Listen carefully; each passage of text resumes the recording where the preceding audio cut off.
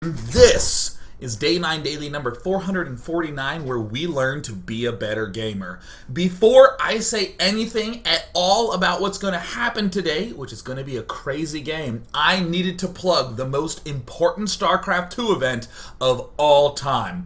The After Hours Gaming League Season 2 Finals is happening on Saturday. Me and Husky will be casting, and some of you are probably thinking, what is the After Hours Gaming League? The AHGL is a corporate league where instead of inviting all the Gosu pros, like the players from Slayers and EG and Team Liquid, we contacted a whole bunch of big top companies such as IBM, Intel, Amazon, Google, Microsoft, Facebook, Ernst & Young, Western Digital, etc. 30 plus major companies, and said, do you want to play in a StarCraft league? And of course they were like, yeah, of course we want to do that. And of course a lot of companies joined on in once they heard the fun was happening. And it is a league for people just like you and I, regular old nerds, perhaps who have regular old jobs, who love playing and competing in StarCraft 2. All of them duking it out for the chance to win $5,000 to the charity of their choosing, a prize pool kindly donated by Blizzard Entertainment. Thank you, Blizzard. And to pump up this ridiculously, stupidly, epic, outrageously awesome bejugular event, I have a video. Whoops, wrong scene. There we go. I gotta remove this overlay too so you can indulge in the awesome. Here it comes. Here it comes.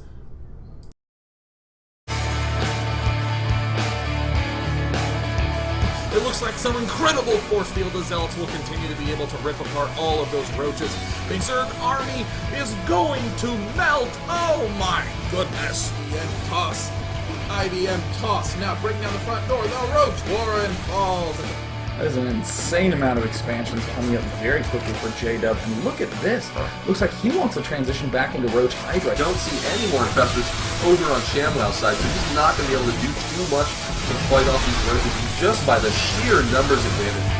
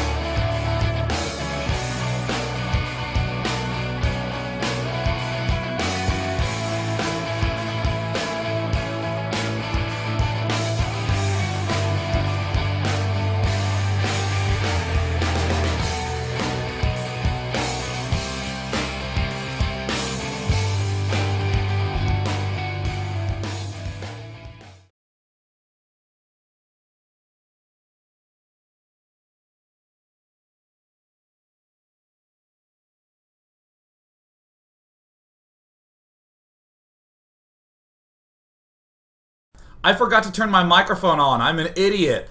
Oh my god, let me try that again. Here, you know what? Let's go ahead and recoup myself. Oh, so good. I muted my mic. Excellent. Everything good now. So, huge thanks to Cameron, who is the video editor. I didn't even have to do any work for that video. He just did it because he's amazing. And if you want to tune in this Saturday, I would be delighted. These are not Grandmaster players. They are High Masters, but the primary purpose is maximum fun. Tune in this weekend. Ha! Ha! Let me also make sure that my mic setting is correct. Watch this. If I turn it to this setting, you can hardly hear me. But that's why I keep it on this one. Alright, excellent. I think I'm ready to do the daily. I think I'm ready. I think I'm ready to do the daily, but I have a story for you. A story of incredible tragedy and incredible pain. Yesterday, after I got done with almost 5 hours of non-stop casting talking, my mouse messed up. My mouse sensitivity screwed up. it was like 30 to 50% more fast. Or faster if you speak English. It was just weird. And when your mouse is messing up, it actually feels like your hand is wrong, right? It feels like a body part is messing up. Like when you try to say something and another word comes out. Like it's a huge change for someone like me who spends 14 hours a day at this computer. I'm here a lot. And when my mouse sensitivity is off, I go absolutely apeshit bonkerville. And I couldn't figure out how to fix it. I couldn't figure, and of course people were watching me on Twitter as I'm like tweeting these sad statuses. I try to keep it to like 3 tweets a day. I had like 8 tweets of tears from all this stuff going on. And the way it all started way back when Gunrun was helping me with my video encoding settings, and he did some remote login to my computer to try to fix it, which already was really emotionally difficult for me to handle because I don't know about you, but my computer is like my personal space. I was like, hey, Gunrun, is there any chance you can help me with some settings? He's like, well, it'd be a lot easier if I just logged right on into your computer and just fiddled with the settings myself. And I was like, okay, all right. I mean, is there any way that we could not remote login? He's like, well, what's the problem? I would just log in, it'd be a lot faster. And I'm like, okay. It feels like a doctor when you're like, doctor, I don't know, my arm feels all tensed and weird. Is something wrong with it? And he's like, listen, how about I just shove my hand up your ass and control your whole body like a sock puppet and I'll investigate the problem from there. And I'm like, doctor, that is a little bit too intimate for me. Perhaps you could just feel the wrist and tell me if something's going wrong. So fortunately, Gunrun, honestly, if there's one person I want invading my personal computer, it's going to be Gunrun, right? He fixed everything, got the internet working amazingly, and then for some reason my mouse like just messed up. The mouse settings it was too fast. And at this point, I started to feel like a crazy person. Because I've been in the competitive gaming scene for 12 years. I know all about the mouse. Are you kidding me? I don't even use the control panel. I go to the registry and edit the fucking sensitivity there so it's exact. And I make sure that my X and Y smooth curve are the correct hexadecimal values. Because if not, I feel it. And you know what happens? I'm trying to contact tech support people and they're like, look, don't worry. We're going to fix your mouse. And I'm like, oh, thank God. And they're like, what you're going to do, so you're going to go to Control Panel, Mouse, Pointer Options, and that's where you find your mouse speed. I'm like, no, it's not fixed. It's not working. I checked there already. And they're like, did you reboot your computer? I'm like, I rebooted it with the mouse unplugged and plugged it back in. I know how to do a keyboard shit and it like wouldn't fix. And I actually started to feel like I was complaining about a problem that no one wanted to believe. Like, these angry spirits in my house are messing with my aura. Maybe you can bring some sort of ancient voodoo ritual with cumin and coriander and burn it in my room to turn the spirits away, because I'm talking to people and I'm like, the settings are where they were before. Everything's totally out fine. Everything's exactly the way it should be, but it's faster. And no one believed me. I actually called the remote access software people and I said, my mouse is kind of weird. It's like really fast ever since my friend logged into my computer. And she went, your mouse is fine. She actually didn't believe me. She didn't even ask any line of questions. She's like, it's not the problem. Everything's actually okay on your end. And I'm like, no, the spirits are angry. It was so hard. So after staying up till 3 in the morning, I'm like on the verge of tears. I wake up, try to do some troubleshooting for 2 hours, take a shower, come back, and the mouse is fine. The mouse actually it just came back. And I was so freaking happy. I was unbelievably relieved. I mean, and now, of course, I'm calling people up being like, the angry spirits aren't angry anymore. And they're like, there, Sean, everything's going to be fine. Oh, God. Oh. It was like the most stressful thing ever. Gunrun felt terrible. He was like, do you want me to remote access in again and try to undo it? And maybe I do. I don't know. Maybe I want Gunrun shoving his hand up there and trying to fix it. Maybe I want him to just go all out and shove one in the mouse and work me like a Chinese finger trap. I don't care as long as it fixes my fucking mouse sensitivity. This is a big deal to someone like me who spends the entire time of his life working on StarCraft-related things.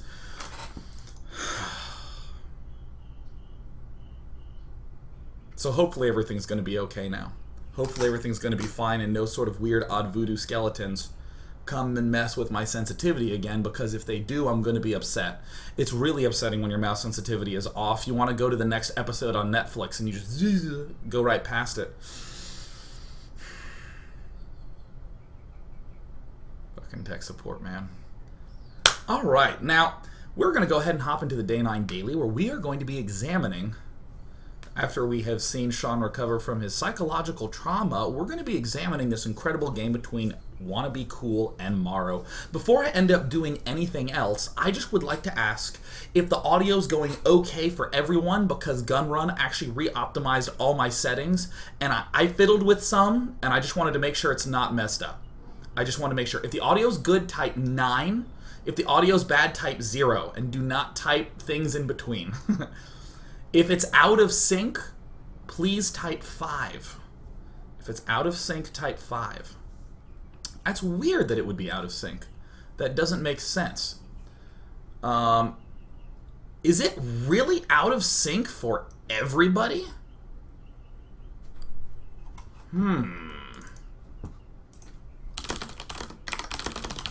Because there is this weird thing that happens where the...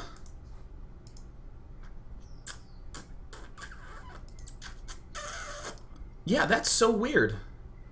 If it's... Well, whatever. I'll ask an admin if it's good for him, then... There you go. Well, I'm not entirely sure. I'm going to fiddle with some other settings. For any of you who are dealing with any audio off-sync, just go ahead and close the stream, count to 10, and turn it back on again, and it should be good. If you're watching on the archives and the audio's off-sync, I'm super sorry. Let's go ahead and hop into this game. There we go. So... as we step right into this game, we have WannabeCool in the bottom left. We have Mouse Sports Morrow in the top right. And for any of you who don't know these two players, I'm going to be introducing them a little bit in this part number 1, where Morrow is a player, a famous Brood War player, now switched over to StarCraft 2, who's kind of one of those under-known players just because of the fact, that he stays in Korea, doesn't stream as much, focuses largely on GSL, doesn't travel to a lot of foreign tournaments, but is extremely talented, is known for experimenting with a wide variety of styles. He really pioneered baneling in this matchup, going for fast +2 damage, because for any of you who do not know this incredible fact, the baneling does 35 damage to light, but if you get +2 upgrade, it does over 40, which means it can kill a probe in one hit. So Morrow pioneered that style with lots of baneling drops, figured it out quite well, and honestly is just a big theme. Morrow trusts himself with these sorts of weird adjustments. Notice that this is actually a 12 pool that he's constructing, because that is what he thinks is best. And this is something that I always think is so awesome, is when a player just does what he believes to be good, and just believes in that, as opposed to doing that, I guess I call it the carbon copy mode, where you look at what MVP does and you're like, I'm only doing MVP style, and if I deviate at all, then that's wrong. And what happens is that you will only ever be about 80% as good as MVP, so you will only ever be the carbon copy player. Not Morrow. He figures out his own thing, and it is, aw yeah, so good, so good, so good. And of course, the AHGL. WannabeCool is the same as Morrow, very much so does his own thing. Morrow, though, has a look of a lot more standard play. It's not that he's going, I guess I'd say, like, overall baneling is kind of a tricky style to figure out all the way through. But, it's pretty reasonable if I just say go baneling, and you can sort of intuit most of it right off the bat. WannabeCool just does insane shit all day long. Just non-stop. Cannon rushing fast Warp Prism drop with Colossus. Like, not just in terms of composition being weird, but in terms of complete overall strategy. For instance, going straight for the cannon rush without ever actually seeing a hatch first has actually spotted this early pool and still goes for the cannon rush. And for this cannon rush here. Now, to just emphasize the gravity of this game, this is an MLG losers bracket game where WannabeCool is actually down 0-1. So what this means is that he is on the verge of elimination, and this is what he's going to do. And I can't emphasize this enough, he does this all the time. This is his standard play, is to do this. In every matchup has some sort of nuttiness planned. Building these pylons here, total distraction to be able to get this pylon photon cannon play up down here. Meanwhile, back home, we do see some sort of vulnerabilities here, perhaps missing a cannon and this sort of thing. But WannabeCool, I believe, either is or was Grandmaster on the American server. And also, just to give WannabeCool a little bit more credit, I think that WannabeCool has gotten to the MLG Championship Sunday 4 or 5 times in a row. I want to say that's true. He very, very, very regularly makes it to the championship brackets. Generally always out of the open brackets, but still, that's really, really, really, really, really, really hard. And doing with this sort of insanity, there is always a stable backdrop to follow it up. So WannabeCool begins with a cannon rush. Oh! I actually cannot believe Morrow is able to play so calmly in a spot like this, as he's getting... This isn't a cannon rush, this is like a cannon push, where he's slowly waltzing more and more forward. Pylon on the high ground, shooting it down. Now, something that I think is very clever that WannabeCool does, is that with this formation, an expand seems like the most reasonable thing. It almost appears as though if we're cannon rushing, we probably should just be going for an expand, and it will just be a delayed expand. But WannabeCool is very smart about occasionally electing to just double gas, instantly cybernetics core, and then treat the game, and then just play the game out as though he's going to be expanding later on. Play the game out, focusing on that cybernetics core tech. In this particular circumstance, we're doing so much damage economically that we want to take the win economically. What if, for some reason, let's say, WannabeCool planted this photon cannon here, Morrow didn't end up expanding here, but built his first hatchery here. What would WannabeCool do then? Well, he would very likely throw down the cybernetics core and the double gas first instead of the expand. So that way he could abuse by air with Void Rays or something like that. But again, this sort of awesome insanity, even using the transfuse ability. But Morrow has a lot of patience, even built a spine crawler up here to transfer down there later. And Morrow is obviously under a lot of trouble, has to build Zerglings, but the thing that I enjoy is that he's building these extra queens. Literally just churning out anything that he can, but also the queens will help deal with a little bit of this long-term problem. Doesn't have enough energy for the transfuse because WannabeCool retarget fired correctly. I don't know if WannabeCool actually had enough to be able to target fire to take that down. But I think that all in all, it's easy to just look at this position and say, wow, Morrow is in a really bad spot. And now WannabeCool has both of his. Nexus is up, Chrono Boosting away. And we've seen a very, very unusual type of opening game. And Morrow's just going to be hanging out. So here is a moment where let's ask ourselves, oh yeah, look at this, the cannon rush never stops. Never give up. I actually don't really agree with this that much, but WannabeCool certainly is more versed with this style than I am.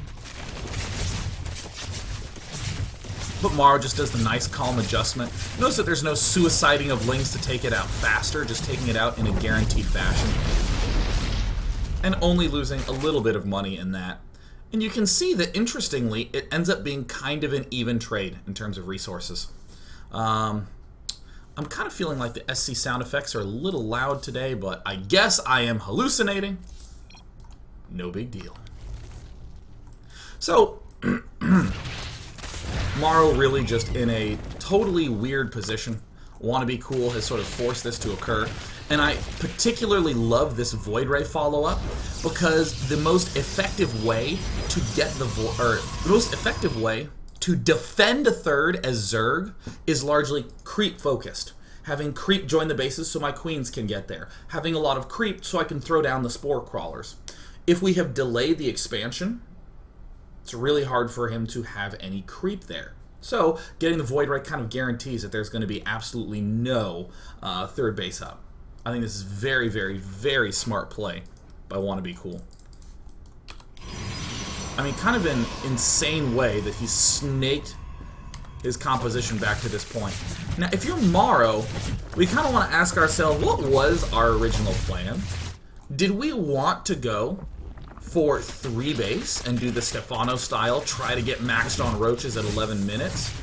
Were we going to try to go Ling baneling? Whatever the hell our plan was, we are in a bit of an awkward spot. So before we go on to part number 2, I want to talk about the most basic way that Morrow is going to focus on recovering. Almost always, no matter what race you play, if you had a plan to get a good amount of bases up, but it ended up getting totally stilted, the one thing that you should focus on is getting your gas a lot earlier. This is a guaranteed sort of play. So let me give one example.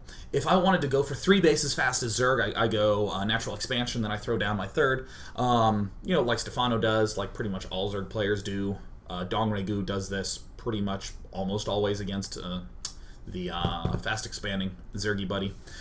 But let's say that your third got denied or you got screwed. It's very easy to fall into the move of, well, my original plan was to take a fast third, it got delayed, I'll take a delayed third. But never forget that even no matter how much you get messed with, these geysers are still available resources.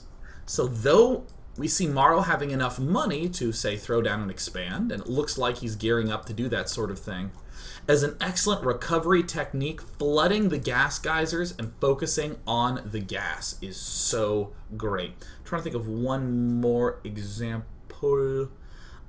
Yeah, like a Terran player playing against a Protoss player. We actually often see the Terran player will stay on 3 gas so he can get up a fast third against the Protoss. But sometimes the Protoss fights back, really hard to get the third up, just take that gas immediately. And then try to focus more on upgrades, more on gassy thing, more on long-term thing. And of course, Morrow, I think, smartly getting 4 geysers almost immediately. So we're going to take a break in part number 1 now. And then when we go on to part number 2, we're going to see a continuing insane mid-game.